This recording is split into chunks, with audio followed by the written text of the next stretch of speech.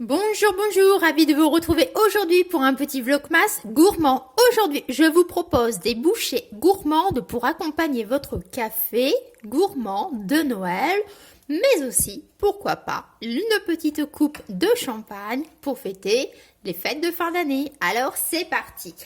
En premier, je vous propose la date fourrée à la pâte d'amande, un grand classique. Mais ça fait toujours une petite bouchée plutôt sympathique. Donc, idée numéro 1, des dattes fourrées à la pâte d'amande. C'est très très simple à réaliser. Et moi, pour mettre un petit peu plus de peps, j'ai saupoudré avec un tout petit peu de sucre. Voilà. C'est pas du light, ça c'est certain. Donc voilà. Idée numéro 1. Toujours avec de la pâte d'amande. Si vous aimez les noix, vous pouvez aussi préparer des petites bouchées pâte d'amande, cerneau de noix. Voilà, c'est très simple. La pâte d'amande, vous pouvez l'accommoder avec n'importe quel fruit sec, les abricots, etc., les pruneaux et tout et tout. C'est selon votre goût. Donc voilà mes petites bouchées. Passons à la bouchée numéro 2. Un grand classique aussi, que je vous ai aussi déjà présenté sur la chaîne. Les boules de coco. Alors, il vous faut comme ingrédient de la poudre de noix de coco, tout simplement. Donc de la coco râpée que vous mettez avec du lait concentré. Alors, soit du lait concentré sucré classique, soit du lait concentré déjà aromatisé à la noix de coco. Vous avez comme ça un petit simili, une petite bouchée qui peut ressembler à des raffaello. Vous pouvez notamment ajouter une noisette au cœur de votre préparation coco lait concentré. Voilà, donc une petite idée supplémentaire de bouchée pour accompagner le café gourmand de Noël.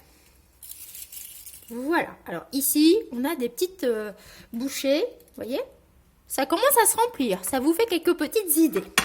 Après, une autre petite idée de petite bouchée. Alors là, il s'agit d'une bouchée aux pruneaux et aux noix. Alors, tout simplement, vous mixez des pruneaux, ça par contre, je ne vous l'ai pas encore présenté, mais je vous en parle donc. Vous mixez des pruneaux. Vous avez donc une pâte de pruneaux et après vous mixez des noix. Vous mélangez les noix, vos noix mixées avec vos pruneaux. Vous avez ainsi une petite pâte pour faire former des boules. Une fois que vous avez formé des boules, vous roulez vos boules obtenues dans des noix, mais cette fois-ci, vous les mixez un peu moins. Comme ça, vous avez des petits morceaux. Ça peut être assez chouette. Et voilà ce que ça peut donner. Voilà, une petite bouchée donc aux noix, pruneaux. Ça, c'est une bouchée qu'on mange facilement, qu'on retrouve plus facilement sur les tables de fête dans les pays de l'Est. Donc, pruneaux et noix. C'est très simple à réaliser et c'est très bon. Voilà donc ma petite bouchée pruneaux noix. Voilà, voilà.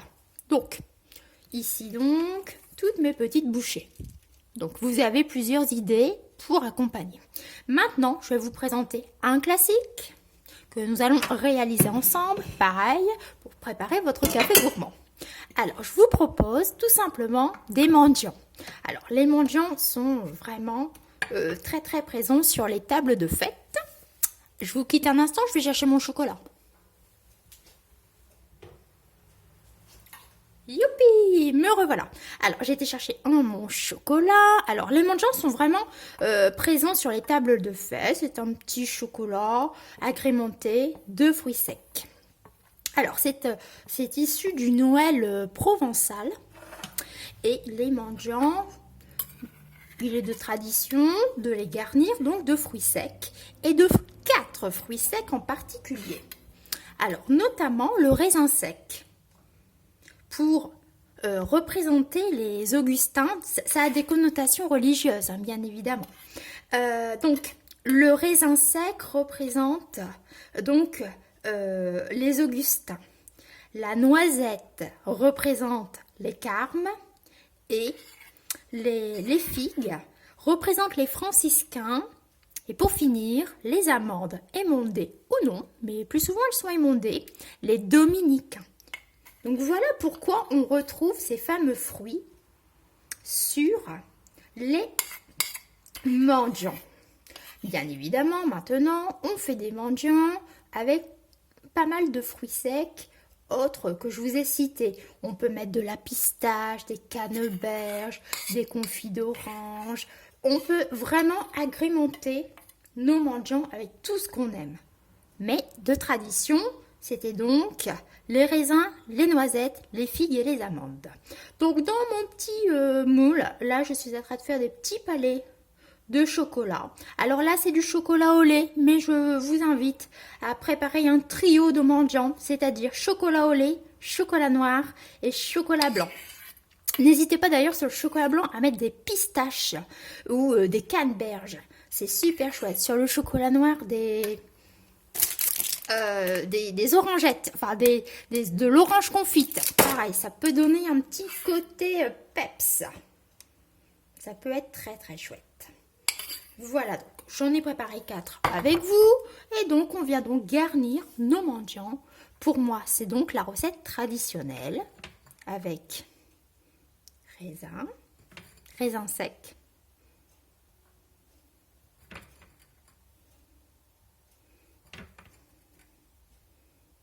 voici, noisettes, ici donc des noisettes,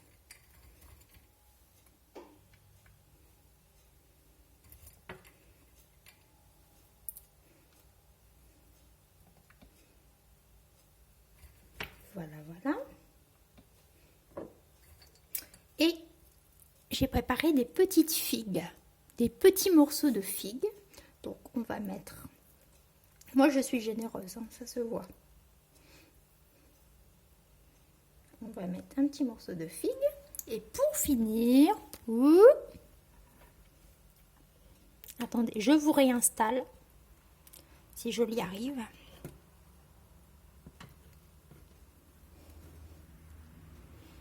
Et pour finir, une amande émondée.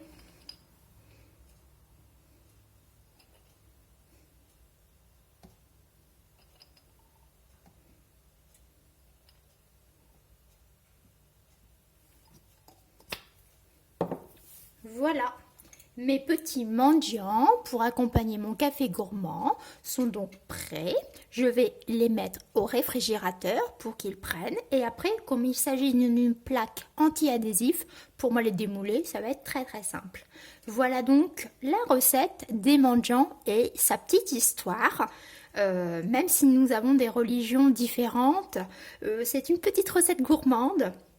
Et malgré toutes nos différences, je trouve que notre partage, notre communion d'être tous ensemble en cuisine nous rend forts. Voilà, je pense que tous ensemble, nous sommes forts malgré nos différences. Voilà donc mes petites bouchées gourmandes pour accompagner mon café ou éventuellement ma petite flûte de champagne pour les fêtes de fin d'année. J'espère que ce vlogmas vous a plu et moi je vous dis à demain pour un autre vlogmas. D'ici là, prenez soin de vous.